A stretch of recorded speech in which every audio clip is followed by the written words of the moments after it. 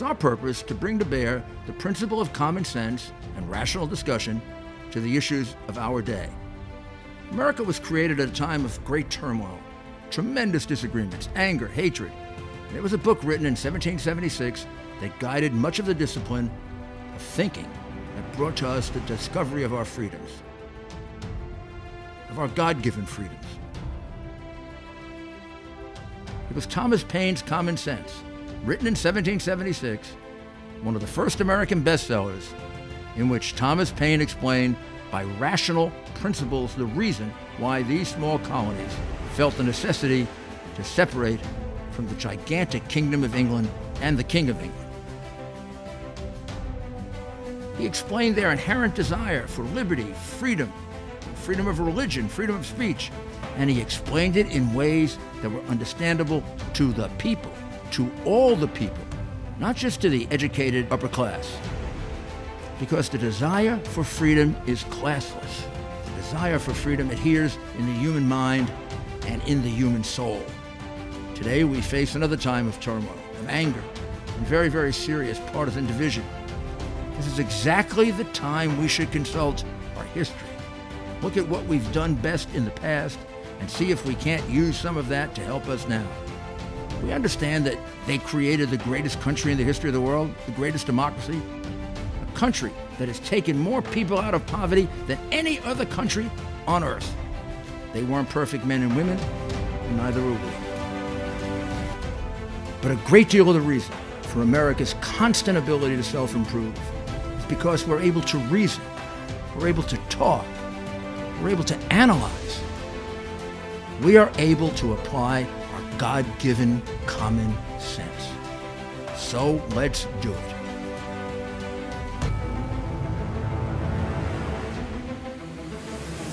Today's episode, we're going to have a very, very interesting interview with a man who probably knows more about contemporary American politics than anyone, Steve Bannon, who was the strategist, the chief strategist for the Trump victory in 2016. He was the captain of the ship. He brought it home. Okay, we went back and forth a little on the sea. I think we built the ship on the sea. Yeah. But you brought it home for us. You were on the bridge. You know, nobody really had the deck in the con, so it was. But we got through it. We got through it. We got through it. Kept off the shoals. And he got elected, and we all thought he'd be a good president. But I'm just going to ask you this, and do you share with me the sense that even though we thought he'd be a good president, he's kind of exceeded what we thought? I think particularly he's, you and I used to talk about this a lot, because he came with no political experience, and his campaign was so revolutionary, the way he ran the campaign. Went through all those great Republicans in the primary, and then won the presidency, and a great come from behind against the Clinton apparatus and machine. He has grown. He's got his sea legs now. He's grown, right. I think, tremendously. He is now, I think, understands the office of the president. He understands the executive power of the president, right. And he understands, I think, how to take a team and drive them in a certain direction. So I think he's well overachieved where I thought he would be in his first term. You picked up the rationale for his election, but you had known that rationale for years. I mean, you began seeing the disillusionment, the separation, what eventually became the deplorables, the condescending attitude of the elite. You were talking about it, writing about it long before Trump came along. How did you figure out? It's simple. That Trump was the vehicle. He seemed like he was somebody you were looking for. He definitely, but it was easy to do it because I come from a Democratic family. I come from blue collar, right. Irish, right. Catholic, right. Phone company, cops, firemen. Down in the port cities. We came into Baltimore, Boston, and Norfolk, Virginia is really our branch of the family. And so we're Kennedy Democrats. And I understood after having the opportunity after the Navy of going to places like Harvard and working at Goldman Sachs that it was even people who have been middle class, it's just a separation of kind of values, and that the deplorables, really the working class people, were getting left behind. And I kept saying somebody will come along that can give that voice. Because right now, not in a room, not in a deal. And eventually Trump, I saw Trump early on. One of the first times I saw him was in the controversy around the mosque, around the 9/11, the downtown mosque. The mosque was built on 9/11. I actually went down and filmed it for a bunch of guys. 2003, 2004 or 5. When was it? That was early. 4 or 5. Oh, 4 or 5. It was right after 9/11. Yeah, yeah. And they turned the mosque, and Trump, I think, put the money up or had a big controversy. There were a bunch of demonstrations down there. A couple of guys, I was making films at the time, maybe it was 5 or 6, but I went down for a couple of rallies and on Saturday, and what I noticed is that union blue collar folks had packed the place. I said, hey, these people are working class Democrats, but they have a common sense of value. And so this could be a really big political revolution if people don't start to answer, start to really get to grips with where the country is. And so Trump, we were doing this populist nationalist thing, and then Trump, remember, Trump, people say he's from New York. He's from Queens. Yeah, right? That's right. Absolutely. And he had a very good point. He had his thing at WWE before. People say The Apprentice. I said, well, hey, he was in WWE before The Apprentice. Right. Trump, and you know how important this is, he speaks in a non-political vernacular, and he hits people right in the solar plexus. Right. He can connect with average people, and that's a gift you can't coach. The thing that always amazed me is 4 years earlier we had a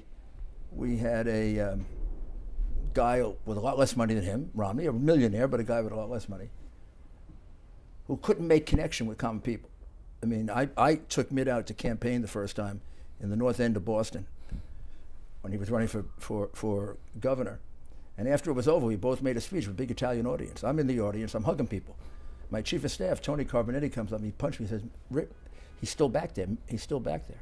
So I go up to him, I said, Mitt, we're supposed to shake hands with the people. And he came down and he did one of these things. It was obvious he didn't have... That plays in a North End Italian crowd. Oh, my God. By the time he was out of there, they said, let's look for other candidates. Exactly. All of a sudden, this guy comes along who almost should be alienated from the poor and the middle class, right? Rich, one of the richest people in the world, one of the most powerful. And he connects with them perfectly, seamlessly. So how did... Because he gives a voice to the people that haven't had a voice. Those working class people, when you go to those rallies, when you see him on the campaign trail, he speaks about a handful of things that are quite important. Bringing manufacturing jobs back, the border, stopping mass illegal immigration, looking after the deplorables, these endless foreign wars. He's a strong national security president, but there's so many veterans, and remember, we focus in the upper Midwest on those counties that had the highest combat casualties. A couple of professors at Boston University actually did the analysis later, but Trump speaks to that and it resonates, and people realize he's not a phony. He's absolutely, and this is what the media never got about him. They thought it was all show. He really, he deeply believes in this, and he connects with this audience, and that's why I think his movement's actually grown. He's taken over the Republican Party and turned it into a working class, really a working class, middle class party. When you think of the State of the Union speech, it was so beautiful and it had so many themes. I think people missed the fact that about a third of it was Clinton triangulation at its best. He without knowing it, you could feel when Clinton did it, because it was somewhat phony about it. Basically, he took away all the Democratic issues. African Americans, Hispanic, women making more money now, more jobs. Answers the question, take a chance on me, which he used to ask during the campaign. I'm doing it a lot better than they are. They really have no issues to run against him except personality and these fake charges. This gets to the impeachment. If you go to his inaugural address, everybody focuses on the American carnage. The whole speech is really a defense of the Westphalian system, is a defense of the nation state. Right. The most important line, I think, because we built the speech up when President Trump wrote it, is that he does a bunch of things of how he got in the situation, and then goes, now arrives the hour of action. Trump's not a talker. He's a man of action. He's a businessman. And if you look at all the action he's taken, that's what I loved about the State of the Union speech. State of the Union speech, instead of coming up like most of the presidents have, the very first line is, I'm here to report our union strong. He had an antiphon that went for almost 3 minutes. Beautiful speech. And he talked about actions. He talked about actions he had taken and the results. Actions he had taken and the results, and for the economy. And then about 3 minutes into the speech, he stops. And now I'm here to report our union's never been stronger. Very powerful. And then in each element, as you said, he broke out segments to really triangulate. It's a very sophisticated, as far as rhetoric goes, and the structure of it. And getting better. And getting better. It was just very powerful. From the beginning to now, I mean, he's always good, but now it's, He's owning these speeches, and you can tell his hands becoming more, even the structure of them. So it's, but here's the thing. I think Nancy Pelosi did what a smart, savvy politician would do. When they ran to take the House, they told these people the first thing we're going to do is impeach him. They don't have the personalities on the stage to beat him, right? They don't have big personalities. They also don't have a set of policy prescriptions, right? Because as you just mentioned, he triangulated them. Tell me where the policies are. So he's taken away the policies. He's taken away. There's all these small personalities, not that can fill up a room like Trump, not like an Obama, right? So what do you have to do? I think there's strategy, and I think Nancy Pelosi understood early on. I've got to go destroy him. I've got to use the apparatus of the House to go after this guy. The Mueller investigation didn't work, and they were hoping that one of these would hit pay dirt, that they'd actually get a real crime or a real. Yes, or just as you know, being a prosecutor. Just the war of attrition. It starts to wear people down. People start to make mistakes. The staff gets smaller. Their thing was to keep him totally engulfed in legal efforts and impeachments and all this, all these investigations, so he didn't have time to do the actions. That's what's so powerful. The week of the impeachment, he rolls out the Middle East peace plan. He has Ivanka's, the human trafficking, right? Kellyanne does the opioid situation, which the deaths are dropping. Peter Navarro does the counterfeit situation. He signs USMCA, which is a geostrategic, and Brexit gets done that night. That if he hadn't have been president, Brexit would have never gotten done because he had the British back. Oh, and by the way, on Friday afternoon, he rolls out the pandemic situation. There's 7 major things, and as you know, how many months in planning that takes to get to fruition. That's where you're seeing the flower now of the actions that he's taken, and that's where the Democrats understand they're jammed. Right. Yeah. There's no one with that capacity. Look at what he did to Hillary. He wore her down to the point where she collapsed on 9/11. I had to push her in the car, and she's tough as boot leather. And you beat the Clinton apparatus. You know how tough they are. I don't. And they don't play by the Marquis of Queensberry's rules. And now this would be a perfect time to take a short break. For those of you who know me, in addition to law and politics, I'm passionate about the Yankees, baseball, football, all sports to watch, golf to play, history to read, opera, classical music to listen to and watch, and cigars to relax and socialize. And I have definite opinions on the best cigars for the right time and the right place. And you'll hear about that too. But the revolution in cigars took place in the 1990s. Most cigars then were machine-made with foreign ingredients. Now it's just the opposite. Most are hecho a mano, man-made. All organic, natural, and premium. The revolution was led by one man and one man alone, Marvin Shanken, and Cigar Aficionado magazine. Marvin had been rating wines quite successfully for Wine Spectator magazine, and he brought the rating system to cigars. The first cigars rated in the 90s were gone in a flash. Even now, the first thing I do when I get my magazine is I go right to the ratings page.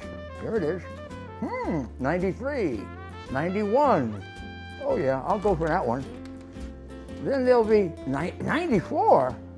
Whew, 92. Problem is you got to get there fast because they go fast. This revolutionized the cigar industry and quality rose to the top. Then there's the Cigar of the Year. Try to get them as fast as possible because they're gone pretty quick. This magazine revolutionized the industry. And I'll tell you what, this month is Cigar of the Year. Cigar of the Year. What are these for? Cigar of the Year. You better get this magazine quick because these cigars are going to be gone very, very quickly. Go to the link on our website and order it. And you'll be able to get down to your cigar store and get to smoke a few of these, and you let me know which ones you like better. Because we can have a really good conversation about it. Sometimes I do agree with Marvin, and when I don't, I let my opinion be known, and Marvin usually says, stick to the law. Also, along with rated cigars, there are articles on politics, sports, interesting profiles, and Marvin also has Wine Spectator, Spirit Advocate. If you like wine, if you like scotch, if you like bourbon, if you like rye, if you like vodka, if you like gin, they're the magazines for you. And you know what? Subscribe to Cigar Aficionado right now through the link on our website.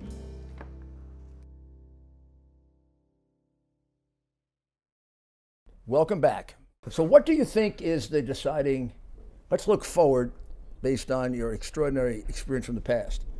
So what should we be looking for? What on here's on what I think, Trump here's side? What does he have to run on? How do they run against him? Here's what I think is extraordinary, is that having gone through 3 years now of the president is a clear and present danger. This is what the House and the Democrats say. He's a clear and present danger and must be impeached before Christmas for the simple reason of these Russian oligarchs.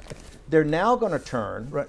And this is where I'm going to turn the thing now, interview you, because he's now going to turn to an American oligarch to destroy Donald Trump, and that's Michael Bloomberg. They're going to turn to Michael Bloomberg's billions of dollars to try to go and destroy Donald Trump. They couldn't use they tried to use the official apparatus of the FBI, of special counsels, of the Justice Department, and now and then they used the impeachment process. They failed there, and you saw every different angle of that.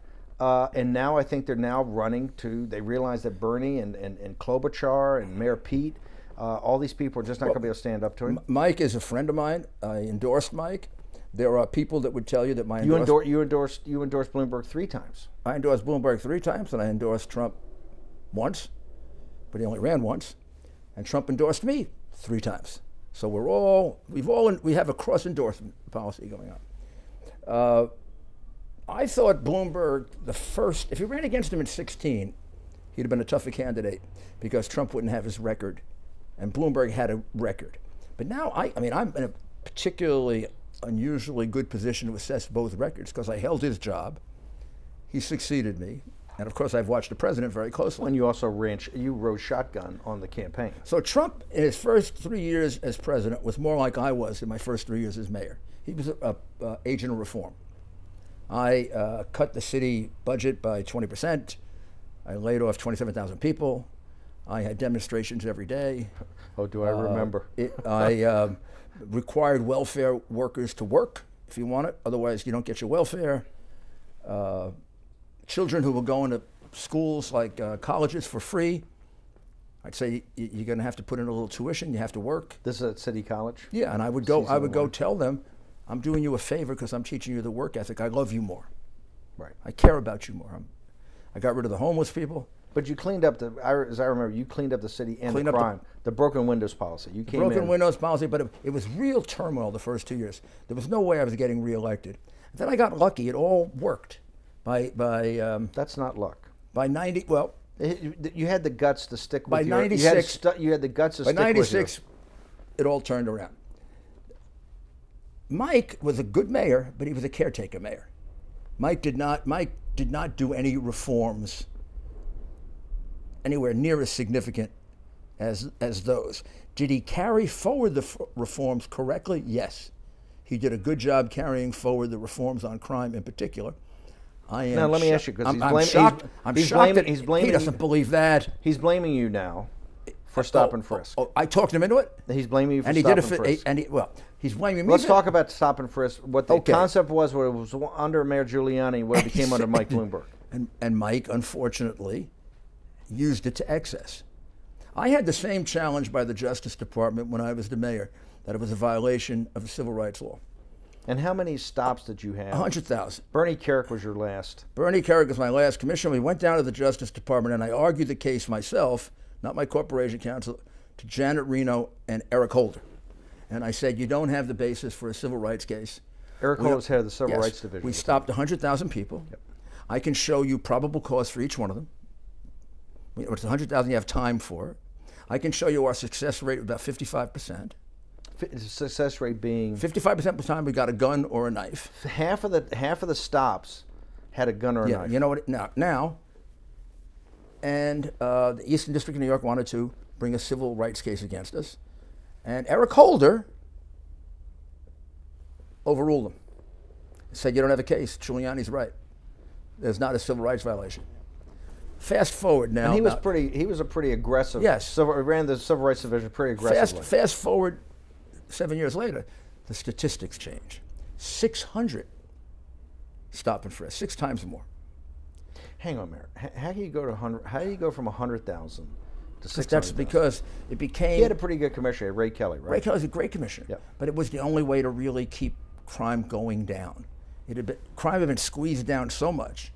The concept, and Mike expresses it on a bootleg tape that I heard the other day. Bloomberg expresses it. Basically says he wants everybody in those neighborhoods to be afraid to go out and carry a gun.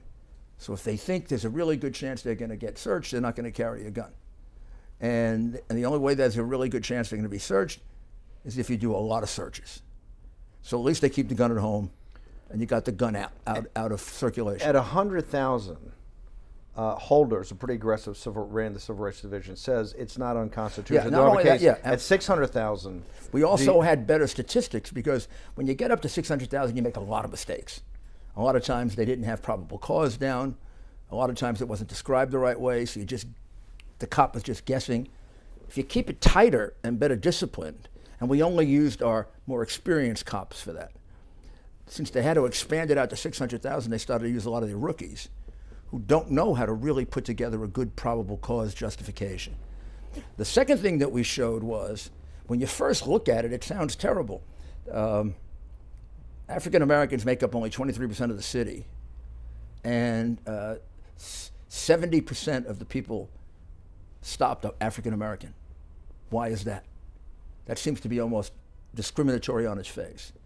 Well, African Americans commit 76% of the murders in New York City, and many of the other violent crimes.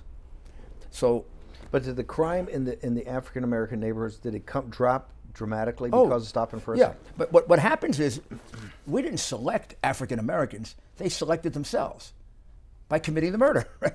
So when the police have their lineup in the morning, and the sergeant's got the people to look for, he says, "Oh, 2 murders last night. One was an African American." So you go look for an African American.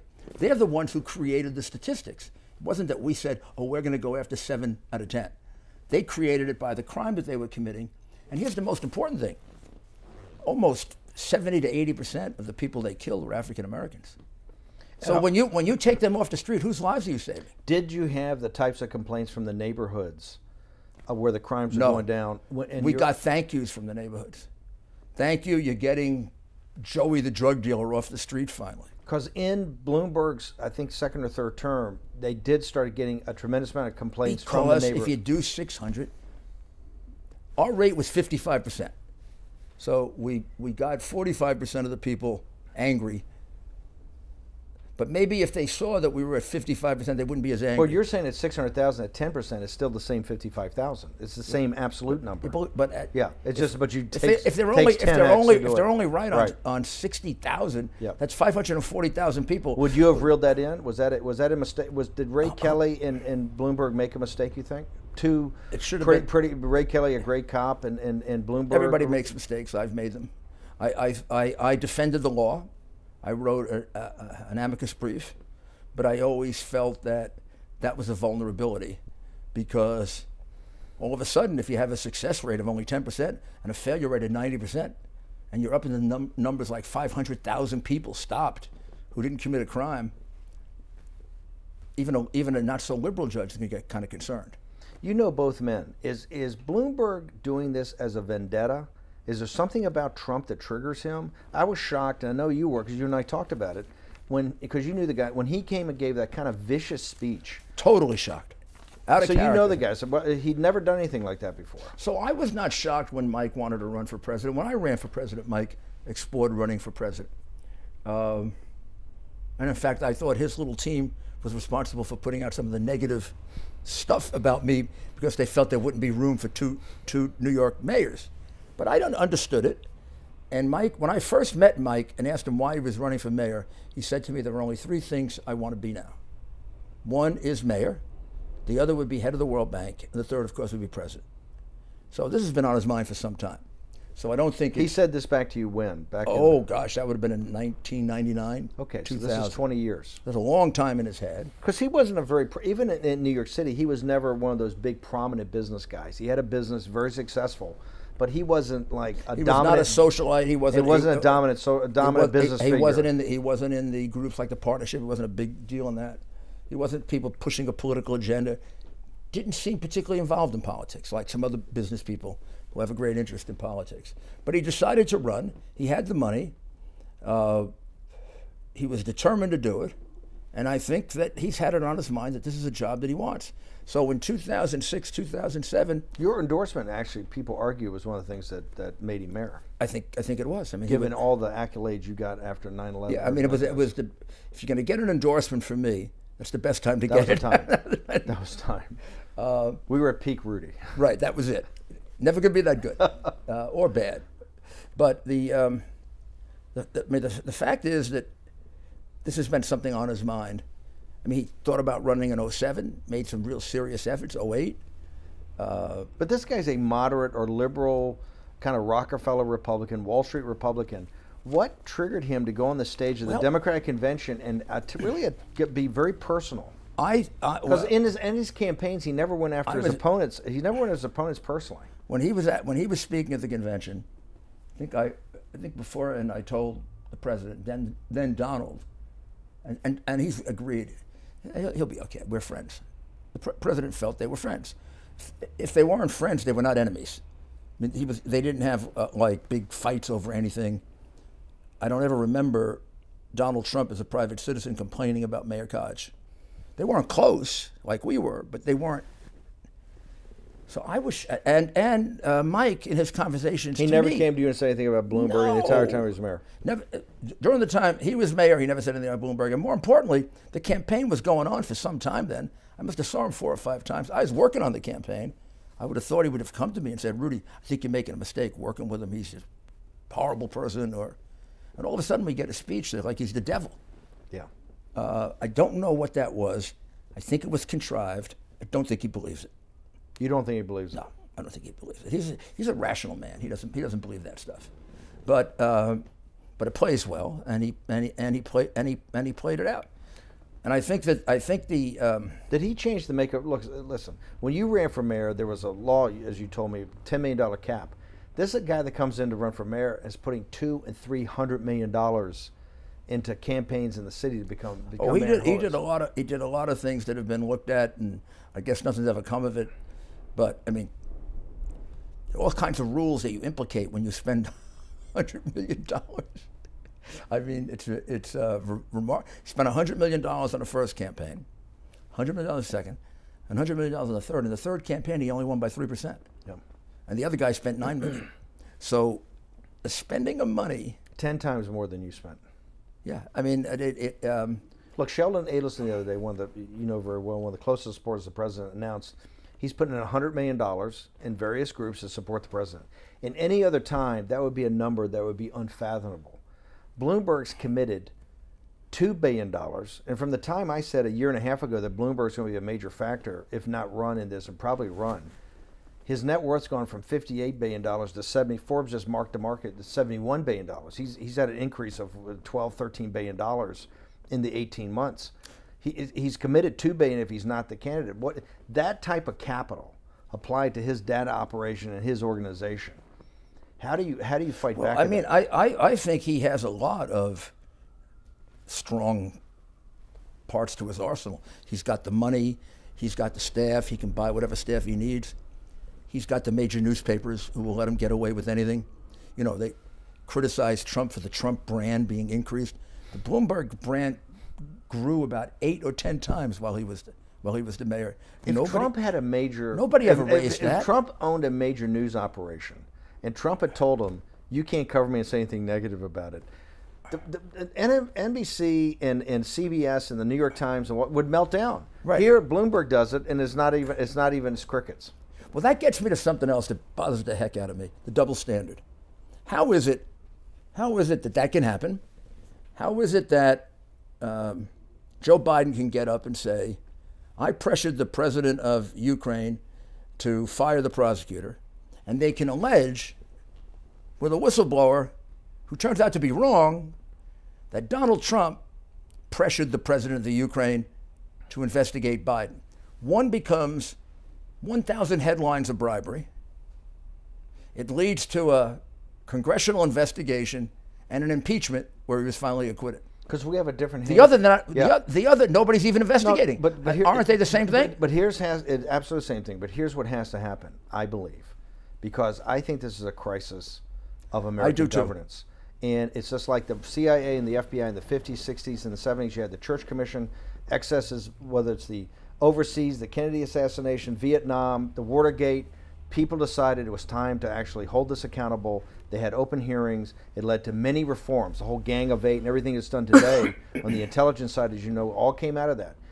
You've seen the FBI, you've seen the CIA, you've got Crossfire Hurricane, you have all the issues you've brought up, you've got evidence that you now have. This is why I'm advocating. It has to be a formal setting. The New York Times, as much strong as this podcast is, or the radio show that we do, or Fox News, or you were on Jesse. And by the way, it is a great radio show. I love being on it. Well, thank you. It's my favorite radio. Anytime you want me on, I'll get up. I appreciate it. Well, you're a great interview. So I'd love to be on it because you guys really get into. We get to the nitty gritty. Yeah, you do. Because Jason, as you know, we got Jason Rahim. I got some real veterans. So. Yeah. But you need a formal setting. The one thing that struck me in this entire impeachment process, when the president's team finally got up there after literally all the Mueller investigation and all the beatdown this, and they finally got up there and they were able for the first 2 hours on Saturday just to walk through a logical progression of what the air kind of came out of CNN and MSNBC. And I said, for the first time, this is what I told Jesse the other night. Jesse did an 8-minute opening on a show and says, hey, I do it for a living. And by the way, in the war room, we had a whole staff of people, and we're sitting there going, we could see actually interlinking connections that we hadn't quite gotten. That's why with what you've done and with what Devin Nunes did on the House Intelligence Committee, the 40 subpoenas, your investigations, to me, it's time now that it can't be in the media. Because you need a formal setting. I believe that the right venue for that is to start Lindsey Graham's Judiciary Committee in the Senate. And just to start. And you told me something long ago. You said the power of kind of English common law in our American system is the cross-examination. Right. That anybody can talk smack about somebody. Right. But it's when you get them under oath and you can cross them, there's where the truth comes out. For 3 years, Donald Trump has had unmitigated people talk smack about him. Nobody's ever been crossed. This is why I think, and I tell people, I said, hey, Rudy will take 3 days up there. He'll have his charts, he'll have his memos. Cross-examine me. And they'll cross-examine. They'll get these tough guys, Goldman and these guys, and the mayor will be crossed. I am very, very insulted and feel hurt by the fact that these people constantly say, the Russians gave me this information. This is a Russian plot. I keep thinking, how could they be so stupid? Did the Russians tell Joe Biden to say, fire the prosecutor? Did they go into his head and say, fire the prosecutor? Did the Russians get the $8 million that was laundered to Hunter Biden? Did a Russian get that? Did the Russians get Zlochevsky case dropped so Zlochevsky could come back and keep his $5 billion and his crooked company? Let me ask you. I got to ask this These question. are things that were done by Americans and Ukrainians, not Russians. People that are in generations younger than me, they know you as America's mayor. 9/11, you're political. You run for president. You're associated with President Trump. You're supporting him. They don't remember when I got here out of the Navy and Harvard before you were mayor. You were really Elliot Ness. You broke the five families. You actually, if you've seen the Godfather movies, you broke the five families, the mafia, and then you turned. I was at Goldman. The corruption on Wall Street, you went right from that and you essentially broke the illegal mafia that was Ivan Boesky and the insider trading ring and all that and sent these guys to jail. It's really stunning and made you obviously an international figure. With your expertise as I keep telling them, I said, this is probably the greatest prosecutor we've ever had. When you look at the detail and the information you've seen and you're saying, hey, I'm going to present it and you're going to cross me. Do you think that the information you have rates at the level of the five families in the insider trading on Wall Street, of the level of depth of evidence as a prosecutor that you have? Yes, I believe I have. I think I have certainly on the Ukraine, where I've been able to check everything out. there's a very clear 2 bribery, 1 money laundering count. The 2 bribes being Zlochevsky bribed Biden with Hunter's job to protect him if his company was ever taken away from him. Wow. Biden then did it. Biden did it, protected the company by threatening, extorting, or bribing Poroshenko. Now, you're saying, and then the money comes back as money laundered money. But my point is that this, everybody confuses it with 2020. What about 2020? You're saying, you, as one of the greatest prosecutors we've ever had, U.S. attorneys, you believe you have evidence that can show a sitting vice president. Yeah, that's pretty serious. In an administration that prided themselves on no crony capitalism and no corruption, and never had a glove laid on them at the time. You think you can show at least 2 bribery counts and 1 money laundering count? Correct. One of the bribery counts I don't have to show. One of the bribery counts comes right out of his big mouth when he says the following: I pressured the president of the Ukraine to drop the case, to drop the prosecutor general, and fill in the fact that everyone in the world knew that the prosecutor general was investigating his son. And if Joe didn't know it, it was in the newspapers. It's totally absurd that he didn't know it. And there are witnesses, 5 of them, that can establish that Joe is lying about that and that he knew that his son, Zlochevsky, the son's boss, and the company were under investigation. It's a tight little bribery case. But then for me, I would go bigger. I would think about, but I haven't investigated these other 2 yet. You would use RICO statutes? I would. I would make it. See, people don't understand. You use RICO as to take down the 5 families, and you use RICO to break Wall Street. I use RICO against the Koch administration for public corruption. I used it against the Reagan administration for WedTech, in which unfortunately I had to ask for a special counsel for my boss, Ed Meese, who I knew was innocent, but that stupid law didn't allow me to exonerate him. So how would you do the RICO case? RICO is very simple. It means the business of crime. So what's the Biden business of crime? The Bidens learned way back in the 70s and 80s when he was a senator how to monetize his public office. He's supposed to be clean as a house too. It's supposed to be no corruption of Joe Biden. Joe Biden's not particularly bright. Not particularly bright, but he's honest. He's honest. The day is long. Day is long. I thought that middle class Joe. Then I have. You're shocking me, Mayor.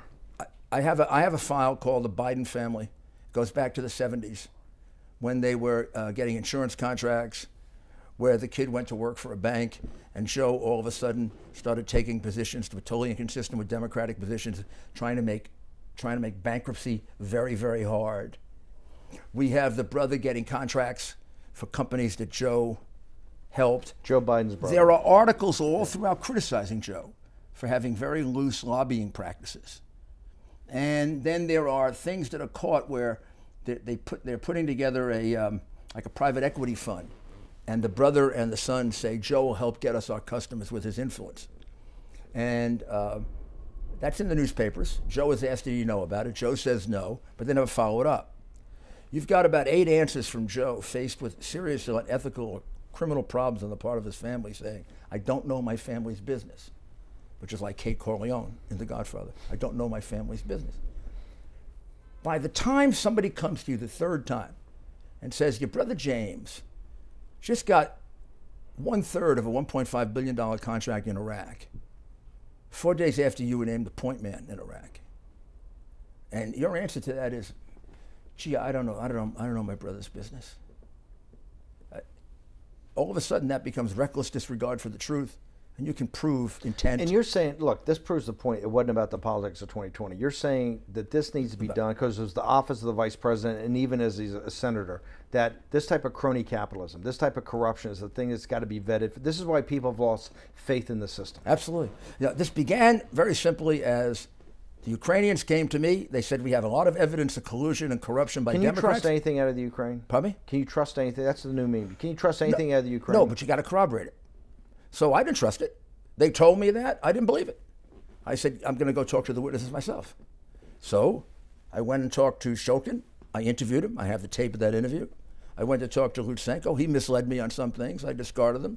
I went to talk to Kulyk, who's probably the straightest of them all, because he's sort of the Inspector Javert, the guy who really knows the case. They helped me a lot by showing me documents. I have a document that I've talked to you about on the radio that shows straight out money laundering, 100%. This is Latvia? Yeah, it doesn't come from Ukraine, it comes from Latvia. I have documents that come from the United States that show money laundering. And most of all, I have Joe Biden. Are you afraid that if it's a talk now that maybe Durham or maybe the Justice Department, are you afraid that if it gets caught up in there, and there's things in the paper, they're having meetings with you or seeing that it's years from now that anything happens, but that if you have hearings in front of the nation on national TV, you're able to present this, and then people can cross you and bring in other evidence. But that's what's needed to bring it in front of the American people instead of going right into the legal system? I guess with my prosecutorial background, I always favor prosecutions.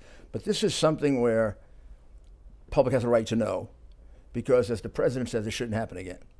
And every once in a while, we let things go so far in Washington that it really deteriorates, and it needs a reform period. Do you think we need a reform period now? Darn right. This is political. That was in religious. I feel like we need a Protestant. You're a Protestant Reformation? Protestant Reformation, yeah. You're a law and order guy and you're a national security guy. Does the FBI's activities, both individuals and maybe even the institutions, need to be fully vetted, reviewed, and reformed? The FBI needs a Knapp Commission. What was the Knapp Commission? The Knapp Commission was a commission that Mayor Lindsay and Judge Whitman Knapp put together mid-'70s because there was rampant corruption in the police department. And I prosecuted 70 of the police officers that came out of that. You prosecuted actually NYPD cops. NYPD, I broke my heart. For kickbacks, for corruption? For taking drugs, selling drugs. Four of my uncles were police officers, 2 of my cousins. I grew up in a police officer family. And those were the hardest cases for me to bring. And some of them were my age, the cops were my age. And they came out of the Knapp Commission?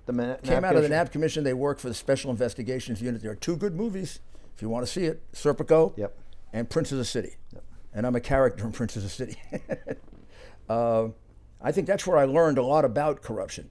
If you let a little bit happen, it's like the broken windows theory. You let a little bit happen, it grows and it grows and it grows, and then you get beyond the pig factor, which is essentially what happened with Bloomberg, where at 100,000 you can defend it.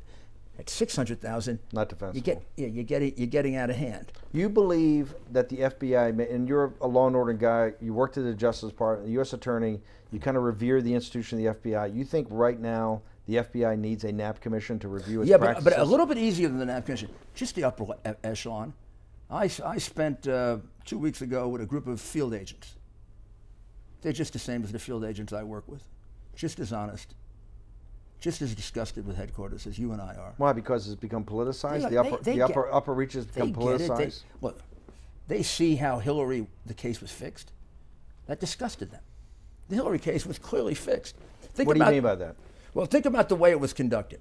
So in the case of Donald Trump, every single one of the people around him that any thought they'd have evidence gets prosecuted. They create cases against Flynn. They go out and create the case against Manafort. It had been declined 2 years earlier. And they go make up a phony black book to get him indicted. From the Ukraine. The case against Roger Stone. It's ridiculous. Is a case about exaggerating. Exactly. We all know that Roger exaggerates. The bullshit artist being prosecuted for bullshitting. Meanwhile, it's ridiculous. Meanwhile, all these people around Hillary, where she got rid of 33,000 emails, bleach bit, smashed up phones, none of those people were prosecuted. Nobody tried to turn them. I mean, they had Manafort in solitary confinement for 7 months, torturing the guy to try to get him to say he was the connection to Russia. And credit to him, he didn't say it because it wasn't true. They attempted the same thing with Jerome Corsi, which we caught them at. They're trying to give him a script to read from. And nobody tried that with Hillary. General Flynn? Everybody got it. If it were a Hillary investigation, General Flynn would have gotten immunity. What about the summer? What about the House Intelligence Committee, Devin Nunes, the 40 subpoenas, Crossfire Hurricane, maybe potential other intelligence agencies? Doesn't all that have to come out? And the only way to do that is some formal setting. You can't go. My point is, there's not enough Fox specials. You make a very good case. There's not enough Fox specials. Not enough War Room podcasts. There's not enough things. They're all fine. Don't get me wrong. I'm just doing it because I'm frustrated. Right. How? But the Republicans hold the Senate. This must happen. See, President Trump, I think, says something that's very powerful. It's not even about him. This is about the office of the president. This can never allowed to be. This can never happen to another president. And if we've allowed it to happen to Trump, unless we go Lance the Boyle, if AOC is president in 10 or 12 years, her turn in the barrel's coming, right? But does the Senate have it? Can the Senate go after a former senator? I've tried to get the Senate to get involved in this at a very early stage. And if they did, I wouldn't be involved in this at all. I investigated Isn't that, but look, I know you know That's Roman. part of the swamp. I know you know Roman. That's part of the swamp. It's worse than that. This is how the Roman Republic fell. Yes. The Roman Senate got that corrupt, right. that they wouldn't go after senators. They're supposed to represent their states and their people. To say they'll never go after another senator is how, in the Roman Republic, it got so corrupt.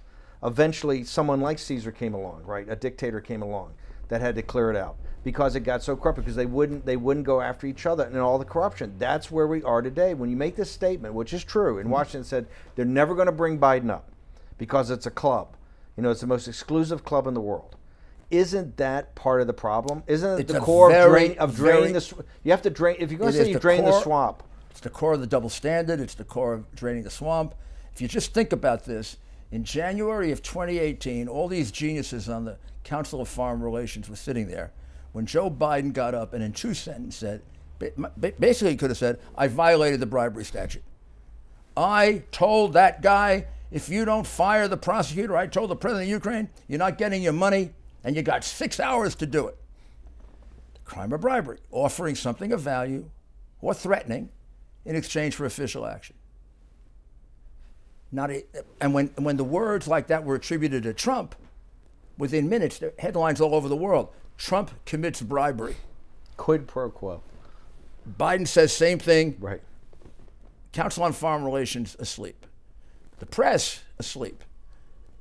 No one saying it's inherently unusual for a vice president or president to have a prosecutor of another country fired. That's a rather unusual fact. And am I going to buy this corrupt? He was just corrupt. There are a lot more corrupt people in Ukraine than Mr. Shokin. I mean, his friend Poroshenko was taking billions. Or Victor Pinchuk, who was giving Hillary more money than anyone else. I mean, those are people you might have taken a look at.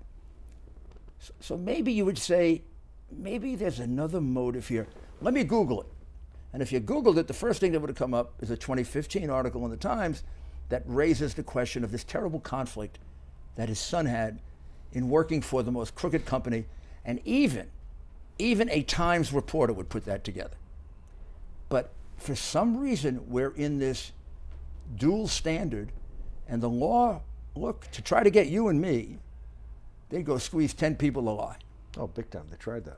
Whereas, they're trying it with me, and it's not going to happen, but they're trying it with me.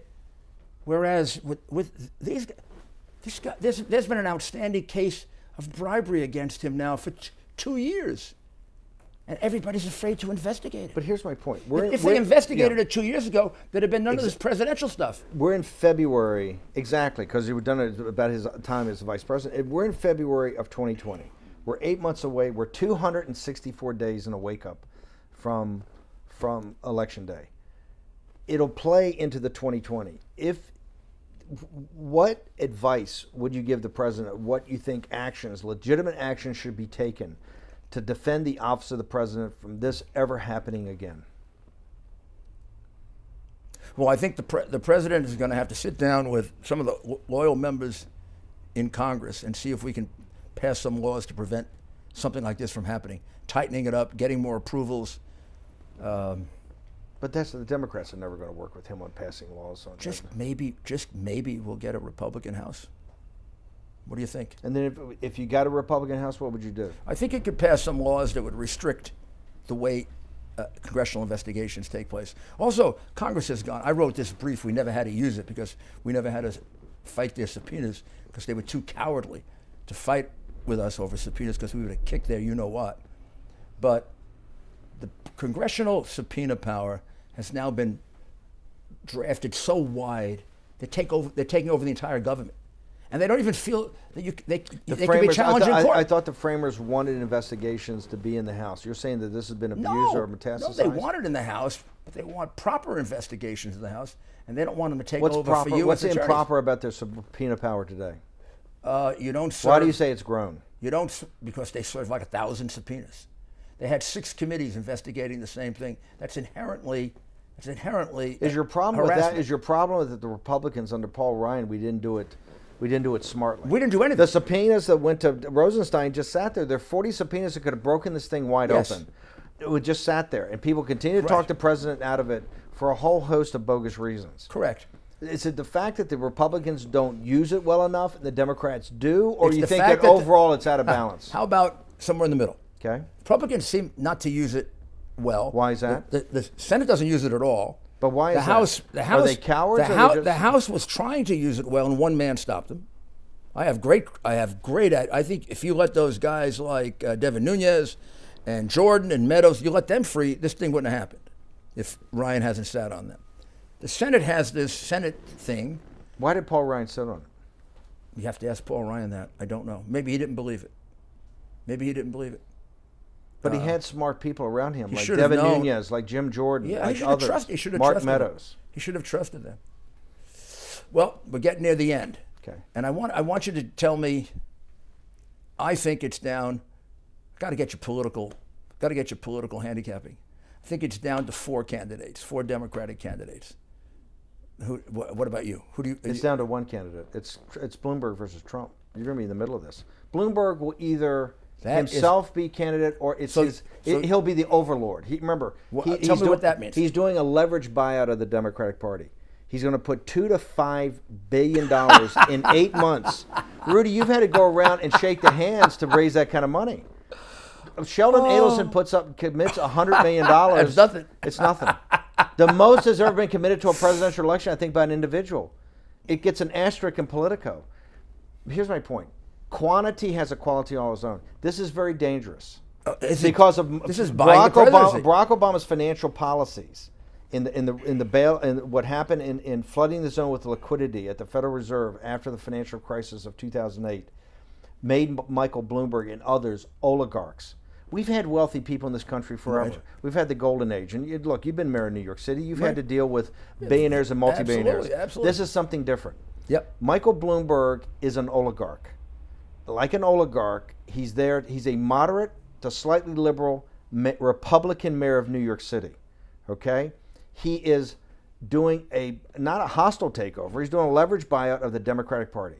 He will either be the candidate, or in all likelihood, I think, because of his lack of interpersonal skills, maybe not be the candidate, but he will have a candidate. One of those will be an issue. He's already said with Bernie, he'll take Bernie if he has to. I happen to believe, and I've said this, that Hillary Clinton will ride in after he drops a $250 million bomb on Super Tuesday. Remember, as of today, he's going to get close to $400 million already. He spent $100 million just over the impeachment process. Is the money going to register in those primaries? Is money the way to get elected? It's just not money. He has a organization. He's had a massive field team. He had that when he was mayor, too. And he knows ground game. He's very smart. He's got every town USA. He's been his gun. There's no question he's very smart. Remember, people have to remember something. Donald Trump is impeached because of Michael Bloomberg. Michael Bloomberg put up the $100 million that backed those House candidates. He takes ad out now on CNN that says, I picked 23 House seats, I won 21. Okay? It's Michael Bloomberg who literally took apart one of the most important institutions we have on the right, the NRA. It was Michael Bloomberg, Everytown USA going after them, but also backing these attorney generals like Letitia James and others that she may bring criminal charges against the NRA. Who announced while she was campaigning that she wants to bring criminal charges. He's backed these radical attorney generals across the country, not just here. Right. So he's gone after that. It's Bloomberg's organization. Remember, his data operation, the president with Brad Parscale is the most sophisticated in political history. Bloomberg united the capital markets of the world with data. This is a guy, his data operation may be even more sophisticated than the president's. And you're talking about amount of capital. This is not donation cash. This is not, $100 million is a rich guy writing a check for donations. This is applying $2 billion. Remember, right now he spent $100 million on negative ads just on the president on impeachment. So we're in a dangerous, dangerous time in American politics. We've never had a situation where one individual, it's getting to be like Eastern Europe in these countries like Russia, where now we have an oligarch who will decide in the hatred of Trump on the left. Right, not so much from some of the Bernie people, but of the populists, but the hatred of Trump on the. We've seen every exit poll that said by 2 orders of magnitude, they don't care what the ideology is, they don't care if the candidate agrees with them on policy, they want somebody that can beat Trump. Bloomberg's going to offer an opportunity to say, if it's not me, it's my money, and it'll be. So you would say 50% chance is Bloomberg, 50% chance he gets to pick. I think it's 50% chance he's actually the nominee, but it's 100% chance that his capital, it'll be president. You're going to have a populist nationalist in Donald Trump, a fire-breathing populist versus a globalist, and somebody that's got billions of dollars. And the Democratic Party, which I came from a family of Democrats, to me is going to have to do a gut check. They're going to have to really think about who they are as a party, who they are as people, to allow an oligarch to come in here and to try to not just buy an American election, but to try to change the arc of the country. And I believe the salvation of Donald Trump in this campaign, because I tell folks, if you think 16 and you and I knew how nasty it was, you ain't seen nothing yet. Oh, this is going to be all about mobilization. This is all about getting people out. I happen to believe that Bernie will not be the nominee, that they'll have somebody else, and I think that the 10 or 15 or 20% of the Bernie followers who are populist, who see in President Trump, they don't like everything about President Trump, some of his policies, but they see that he gives voice to working class people. It's those people either staying home or coming to support President Trump that could be the key to victory in 2020. Wow. Well, that was terrific, Steve. Well, Mayor, thank you for having me. Thank you for doing your show, too, because I love the show. It's really explaining issues in ways that people don't get from the truncated way the biased media does it. Well, you've got an open invite. We always love having you on. Thank you, Steve. Thank you, Mayor. Great pleasure. It was a great pleasure working with you, too. Thank you, sir. Appreciate it.